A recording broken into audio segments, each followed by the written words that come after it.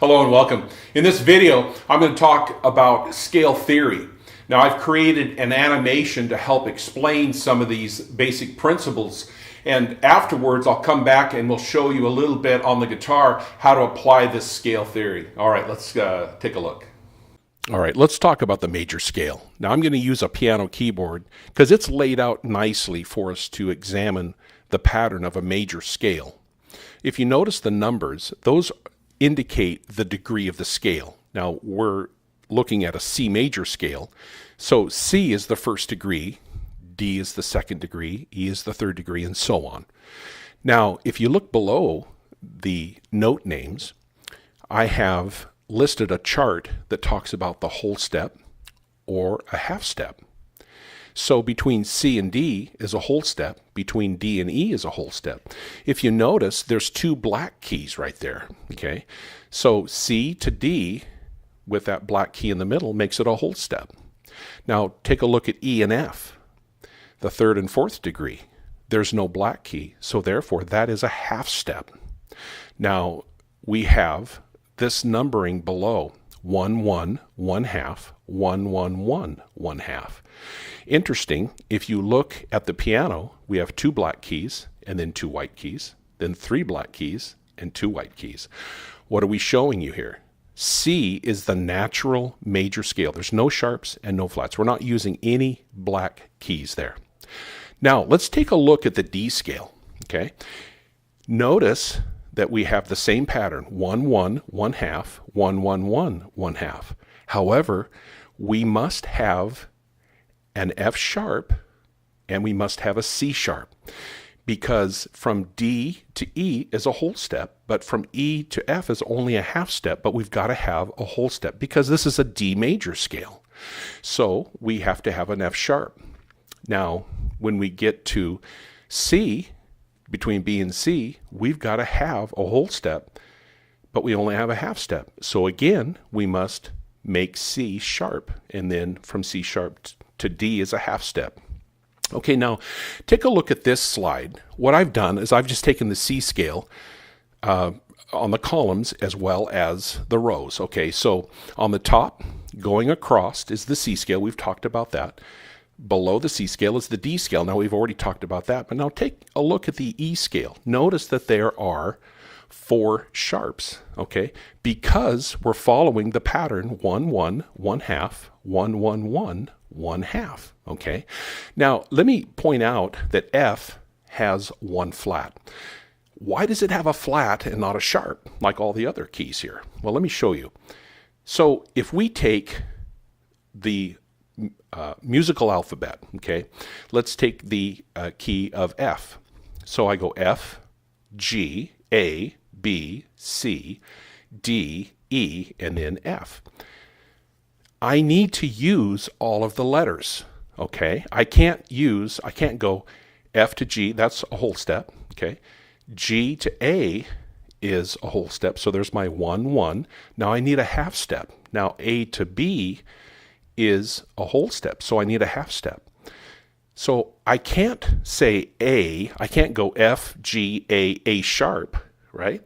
I have to use all of the letters. So I must go F, G, A, B flat, okay? Now B flat to C is a whole step, so that satisfies that, okay? And then from C to D, and then from D to E, and then E to F, again, is the half step. So that fulfills that.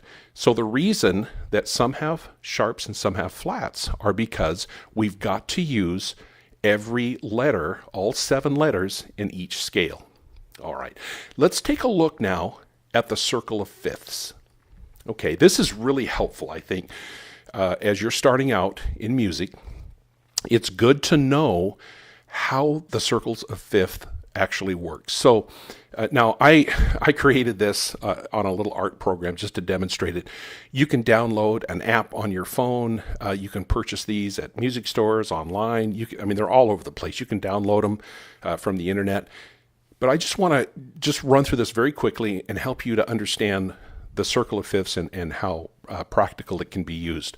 So if you look at the very top, we have C, and then it goes G, D, A, E. Now I'm going clockwise. If you notice at the top, if I go clockwise, those are fifths. So from C to G is 5. So count them out. C, D, E, F, G. 5 notes. That's a fifth interval. From G to D is a fifth interval. Okay. Now if I go counterclockwise, C to F, that's a fourth. So C, D, E, F. That's a fourth interval. So from F to B flat to E flat, and so on.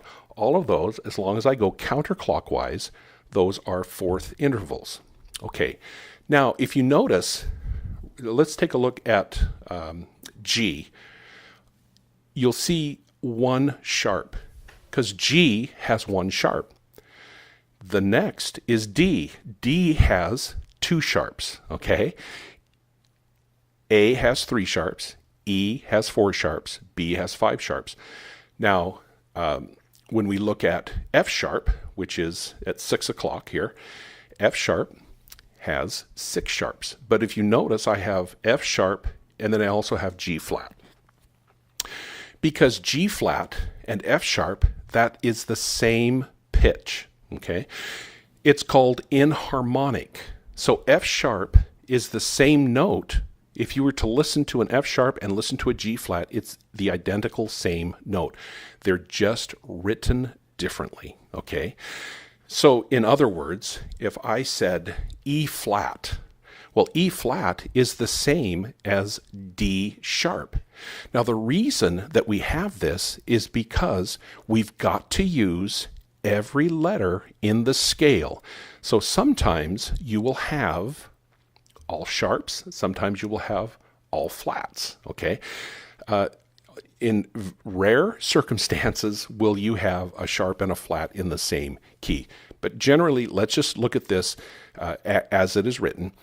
We have all the sharps as we go clockwise. Now, if you go counterclockwise, F has 1 flat. Now, these are the major keys. F major has 1 flat. B flat has 2 flats. E flat, 3 flats, and so on. Okay.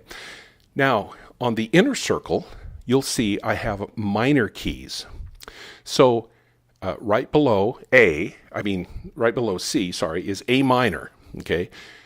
That is the relative minor of C. So if I play no sharps and no flats, because C is the natural scale, so then, and I start at A and end in A, then I have the natural minor, which is A minor. So the natural major scale is C, because there's no sharps or flats. The natural minor scale is A minor, because there's no sharps or flats. Now, if I go from E to E, if you notice there on G, there's 1 sharp. And if I play that F sharp, I'm playing the relative minor of the key of G, which is E minor. Okay, so the inner circle is the relative minor. Now, look again at 6 o'clock there. E flat minor is the relative minor of G flat major, and D sharp minor is the relative minor of F sharp major. Okay, well, there is the circle of fifths. Okay, a little recap is that I showed in the animation the piano keyboard just basically because I wanted you to understand the half step and whole step and what the pattern is for a major scale, which is 1, 1, 1 half, 1, 1, 1, 1 half. Then I showed you how scales have different sharps or flats depending on the scale because you have to use all of the musical alphabet. So like as I explained in the key of F, we have to have a B flat because we can't have A and then A sharp to satisfy the half step. So now I want you to recognize here that I show the major scale on a piano, but now I want to show you here on the guitar. Now I do have a lesson on the major scale, but I'm gonna show you this again. Here is the key of G, starting at the 3rd fret on the E string, and so let me show you just the first octave of the G major scale. Now by now I would think that you already know from A or G to A here is a whole step. Here's a half step. So 1 fret equals a half step.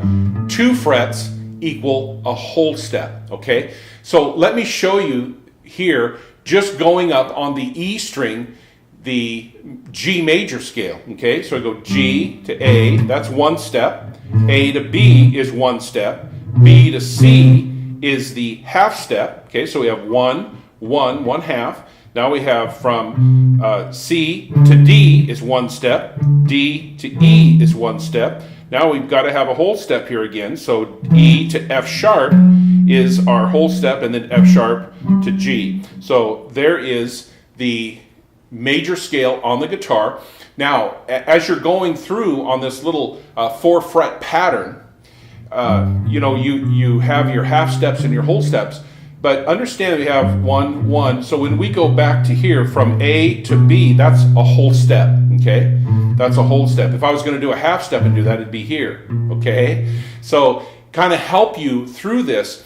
So if you know the pattern, 1, 1, 1/2, 1, 1, 1, 1/2, you kind of understand where that half step and where that whole step is, okay? So if I'm at my finger 4 in this position, which I'm actually rooted here in the 2nd position for the G major scale, even though I start here on the 3rd fret, correct? So I go G, A, B, so A to B, here's the whole step, yeah? Then C, D, E, F sharp, G, okay? Now, where's the whole step? A, right here, A, okay? B, now we do a half step, C, okay, now where's the whole step here between, remember it's a 3rd degree between, or a 3rd interval between G and B, so it's right here. So I go here to, is my C note, and here's my D note. So here is the whole step, okay? And here would be the half step, okay? Okay, D, E, F sharp, G. All right, so the major scale.